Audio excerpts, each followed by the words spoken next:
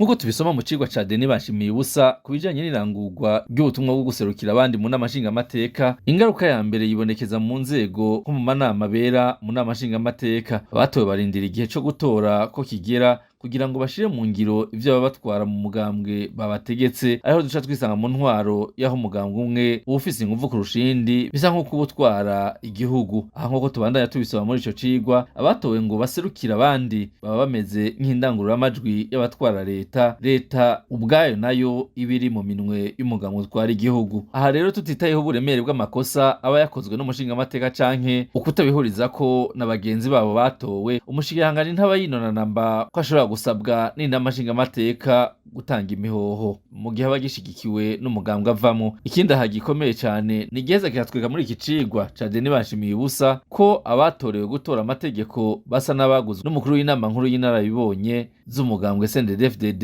ari nayo vy'ukuri isanzwe itwara umugambwe, bisobanura ko ariyo yemeza abirukanwa n'abagumamwo. Aho ni mu gihe kandi umukuru w'inama nkuru y'inararibonye aba ari nawe ari umukuru w'igihugu. Ibi bigatuma twisanga mu gihe abatowe, yaba abashingamateka canke abakenguzamateka bava mu mugambwe utwara igihugu, baba bakurikiza ishaka ry'umugabo umwe, uwo nawe akaba ari umukuru w'igihugu.